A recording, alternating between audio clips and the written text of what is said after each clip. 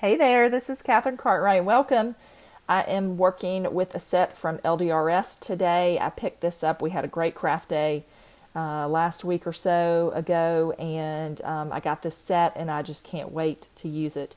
This is a Postage collage set. This one's called Garden Party, and there's some stencils, there's some stamps, and some dies. So everything you need to go ahead and get started on these cards.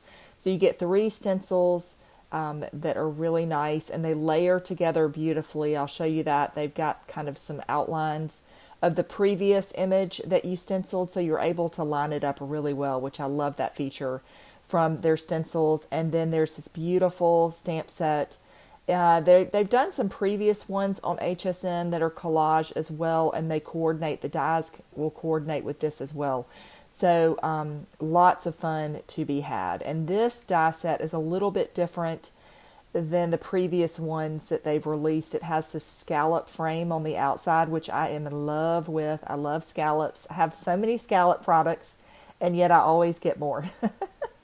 I don't know, I just love that shape. And then the inner die that cuts the postage part has some little dots in it. Okay, so I'm going to jump right into this, and I've got my grip mat here.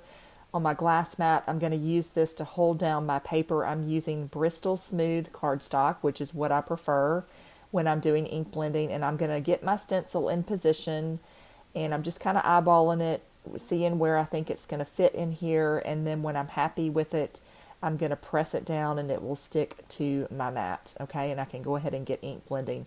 I'm going to use a bunch of Distress inks. That's what I usually use for ink blending because I have a lot of colors, and they're pretty easy to use in this application. So I'm just jumping in here. I'll have them listed in the description. I don't know all the names off the top of my head in the video, but there's some purples and some blues, and I'm just going to go from section to section, although I really just ended up using purples and blues for the most part in this set. That one is, I can see actually a Savaged Patina. That's one of my favorite blues. I feel like it's a more recent blue.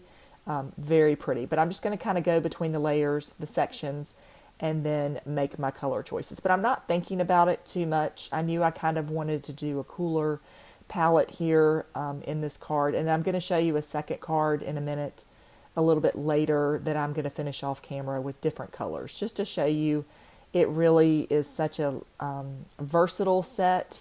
If you picked this up, I think it may still be available at HSN. I'm not totally sure. These products from LDRS usually always sell out. Everybody loves the postage collections that they have. So anyway, I'll link it in the description. It may or may not be sold out. So again, it's very, very popular. Okay, so I'm just keeping going here. I'm trading between the colors, and then I'm going to peel this layer off, and everything looks good, and I'm going to line up the second one. And you can see a little bit in the reflection those flowers on the bottom middle that are covered, so that there's kind of an outline in the second stencil that shows you where the previous layer was, if that makes sense. You can see that there's some little outlines in the stencil, the one I'm using now, and that has covered up the previous layer. Like the center of that flower on the top right is covered, and so you know exactly where to position your stencil. So that's so quick and easy. It makes these go really, really fast, and when you are using something like a grip mat, or you can quickly lay them down where they adhere, this makes it go even faster. Okay, so I'm just moving to my next color here, and then I'm just kind of going between them, hoping for a little bit of contrast, but again, not worrying too much about it because it's going to be beautiful regardless, I think. So I've got some purples here. I'm trying to make my decision as to what I'm going to choose. I think this is Wilted Violet, a very, very bright purple. Again, I'll list them in the description because the font is tiny on these ink cubes, and I don't see quite as well as I used to in my youth. And so I usually just have to go back and type them in the description, but I'll have them in there if you're curious. But that's the fun part about a product like this. You can use every color that you have, or you can just use a few. So it's totally up to you as to how detailed you want to make these. I chose a green for my stems here, and I'm just making sure I got all of the elements covered. And now I'm coming in with my third one, and again, you can see how easy it is to line up, because you can see in the reflection the little outlines. And particularly right there on that bottom one, you can see that my previous flowers are covered, so I know I'm in the right location to line it up. And I just really, really like that about their stencils, the details on that. Very, very nice, and makes it quite easy to work through these. Okay? All right, and so I'm doing my last little purple section here, and then I can come back with some more blues to finish off my flowers. And like I said, you could use a paste or something as well. I thought about using a paste, a texture paste or a glitter paste on the last one of this, but I just decided to stay with the ink. But I'm going to try that. You just have to let it dry off camera, and so I just wanted to go ahead and finish what I was creating so I'd have something to put together for you. But that's something you could absolutely do. A glitter paste I think would be great for the top layer. Okay? All right. And there is the last one. And really, I sped this video up just a little bit, not super fast, but you can see really how quick and easy these are to create. And you could do a bunch of them. I did stamp a little bee in the top right. You can see of that flower, if you're wondering where that came from. That is in the stamp set.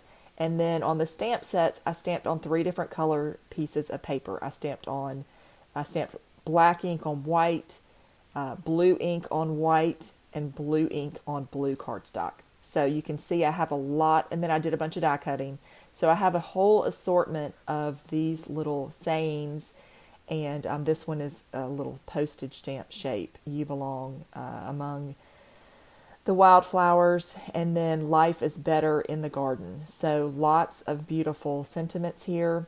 And then I'm just going to pop these up with some foam, just taking 3 of them, kind of making a triangle with my shape here, and just loving how quick and easy that came together. And then you get a bunch of other stamps. There's a postage stamp, there's a little flower stamp, and I chose to cut my scallop frame from a bright yellow cardstock, and then this is going to go onto a green card base. Just kind of tying this together, but I really wanted a nice contrast between that blue to have the flowers pop off the page. Okay, and now I'm just going to adhere this, run some adhesive on that edge, and you can see the dots really well on this one, the beautiful little dots that go in between each little section. And then this will go onto my base, and you could use these separate, so you don't have to use the scalloped base together. You can mix and match if you want to, and that's really fun. And if you have any of the previous postage sets from them with the dies that may have a different background, outer layer I should say, you can mix those up together too. So a lot of versatility with something like this. Okay, so now I'm going to finish gluing this down. I've got this card made, and then I'm going to show you a second card that I made. I did the same process, and I just chose some different colors. I did some oranges and some yellows, and I mounted that onto a piece of glitter cardstock, and I used some of the black and white die cuts that I had created. So you can see you get a totally different look very easily just by changing out your colors. And I wanted to show you too, if you got this at home, there is a nice stencil layering guide with color suggestions and great pictures. So I just wanted to point that out. If you're like me, I usually toss that stuff out and recycle it, but don't, be sure and keep it if you got this kit. Leave me a comment, let me know what you think of this set. And thanks so much. Have a great day and happy crafting.